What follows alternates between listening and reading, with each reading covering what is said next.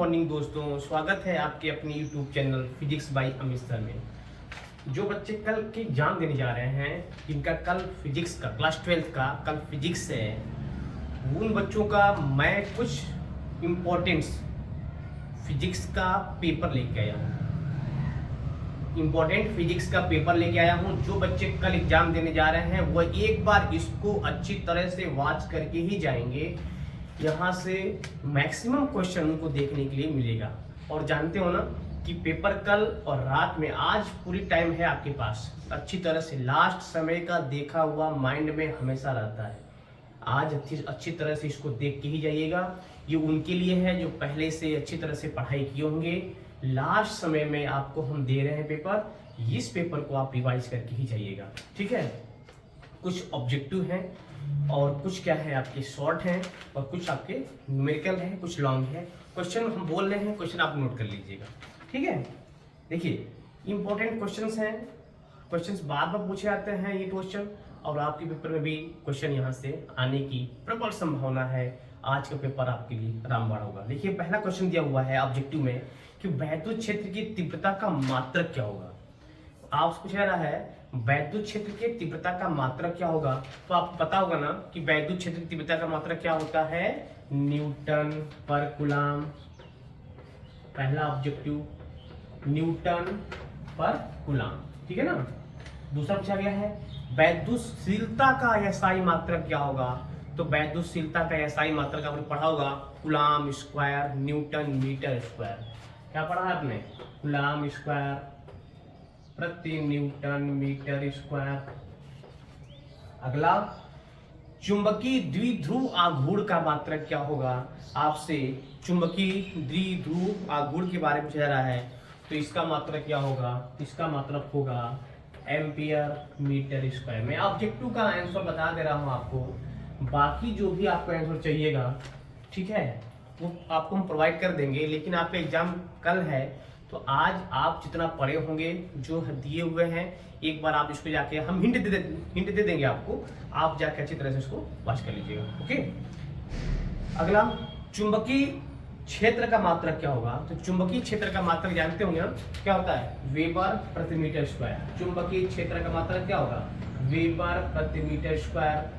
पांचवा क्वेश्चन पूछा गया आपसे विशिष्ट प्रतिरोध का मात्रक क्या होगा, तो विशिष्ट प्रतिरोध का मात्रक होगा ओम मीटर। क्या होता है, ओम मीटर। और छठवां क्वेश्चन आपसे पूछा गया है आपसे कि दोलन करने वाले एलसी परिपथ की आवृत्ति, यल और सी पढ़े होंगे, यल और सी के बारे में अच्छी तरह से आप जानते होंगे ना। एलसी परिपथ की आपसे आवृत्ति पूछा जा रहा है, तो होता है, इसका आंसर क्या हो जाएगा 1/2 पाई अंडर रूट एलसी। ये 5 4 5 6 आपको ऑब्जेक्टिव दिए हुए हैं, 4 ऑप्शन दिए हुए हैं, तो ऑप्शन को ही बता के दे रहा हूँ, ठीक है। पेपर ऑलरेडी हम प्रोवाइड कर दिए हैं, जो लोग पेपर पाए होंगे, ठीक है, उनसे आप संपर्क कर लीजिएगा। ये या तो इसको अभी हम आपको दिखा देंगे पेपर क्या है। देखिए पेपर देख लीजिए, पहले पेपर देख लीजिए ध्यान से, एक बार इसको आप नोट कर लीजिएगा।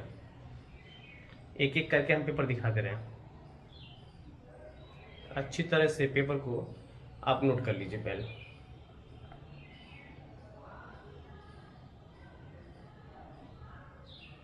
ठीक है, ये 8 तक इसमें है और यहां से आपका 9th है। देखिए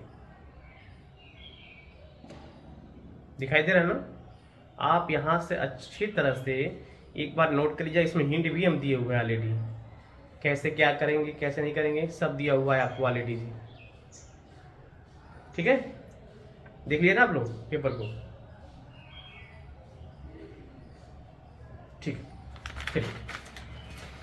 अब आपसे पूछा जा रहा है, ये तो हो गया, ये तो आपके ऑब्जेक्टिव हो गए। देखिए short question, very short question. आप लॉन्ग तैयार करेंगे ना, तो लॉन्ग में आपके शॉर्ट भी हो जाएंगे और वेरी शॉर्ट भी हो जाएंगे, ठीक है। पूछा जा रहा है वैद्युत क्षेत्र की तीव्रता की परिभाषा दीजिए। आपसे वैद्युत क्षेत्र की तीव्रता, मात्रक और बीमा। देखिए मात्रक और बीमा तो आपको आना ही चाहिए। आपसे वैद्युत क्षेत्र की तीव्रता का परिभाषा पूछा रहा है कि what is the intensity of electric field, वैद्युत क्षेत्र की तीव्रता। अगला पूछा गया है इलेक्ट्रिक पोटेंशियल की परिभाषा दीजिए। वैद्युत विभव की परिभाषा पूछ रहा है आपसे, वैद्युत विभव की परिभाषा क्या होगा। इलेक्ट्रिक पोटेंशियल की परिभाषा क्या होगा।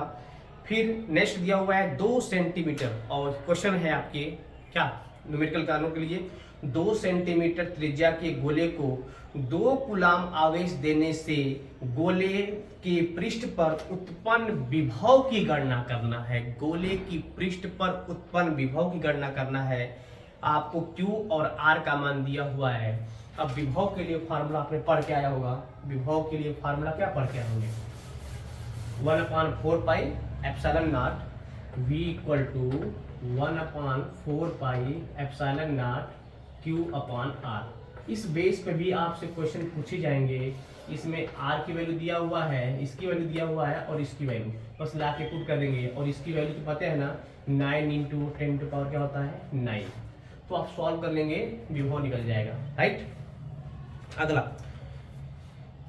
क्वेश्चन पूछा गया है आपसे, समविभव पृष्ठ से क्या तात्पर्य है। What is the equipotential surface. समविभव पृष्ठ से क्या तात्पर्य है, इसको भी बाबू अब देख लीजिए अच्छी तरह से।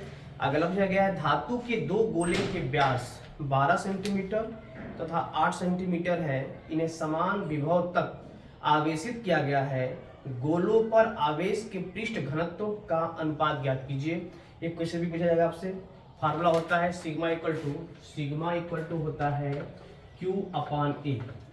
सिग्मा इक्वल क्या होता है Q/A, और Q इक्वल टू होता है CV, और A इक्वल टू होता है πr²।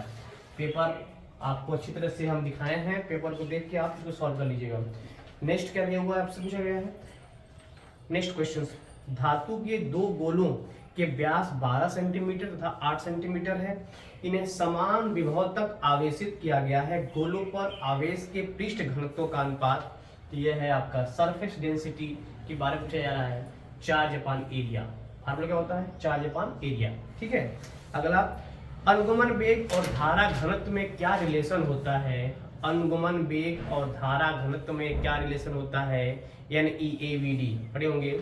NEAVD I equal to NEAVD धारा घनत्व और अनुगमन वेग में यही होता है आपका रिलेशन।